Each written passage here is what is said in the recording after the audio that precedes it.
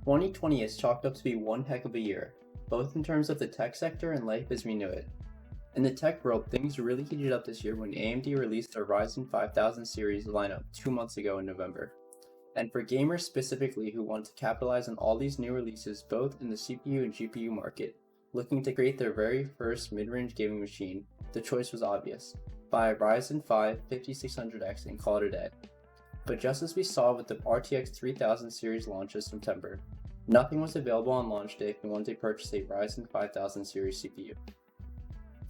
As we can see here, the Ryzen 5 5600X is not in stock anywhere.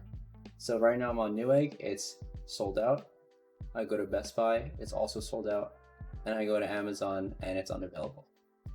This leaves the mid-range gamers in a tough spot. Should they go out and get a last-gen Ryzen 7 3700X?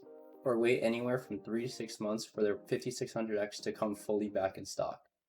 This is where I come in and say actually, everyone has been focusing on Ryzen so much that they've forgotten about the competition's offering. I summon Intel. Now when it came out, the i9 9900K from Intel was offered at a ridiculous MSRP of $579 for 8 cores and 16 threads. And with only a slight edge over Ryzen's 3700X in games, the choice was simple.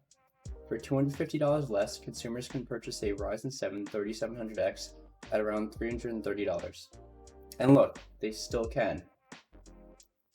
But since then, Intel's pricing has come way down, and here's where we stand today. The i9 9900K can be had for $320 on Newegg, and if we go to Micro Center, it's $300. Which is not only cheaper than the Ryzen 7 3700X, but it is also a greater value at that price. As we see from Hardware Unboxed 7 games average, the 9900K gets a 154 average FPS, while the 3700X only gets 145 average FPS, which is around 6% more performance at a cheaper price as well for the 9900K. And if you thought to yourself, oh, I'll save $100 and get a similar performance with the Ryzen 5 3600X, think again. The 3600X is now also $330, just like the 3700X, and with 2 fewer cores and 4 fewer threads, this should obviously never be purchased at this price. Another counter argument to the 9900K is that the AM4 platform from AMD offers better upgradability so that you can save money by sticking with the same motherboard. But you should think of it like this. Would you rather purchase a 3600X or a 3700X right now, just to replace it with a 5600X at the same price point in a few months? Probably not. At that point, you'd probably just wait for the 5600X to come in stock. And in the case that you do not purchase the 5600X, and instead wait 2, 3, or 4 years to upgrade your CPU as most gamers do, the AM4 platform will most likely be gone, as AMD only promised AM4 compatibility through the end of 2020. At which point you will have to upgrade your motherboard anyways.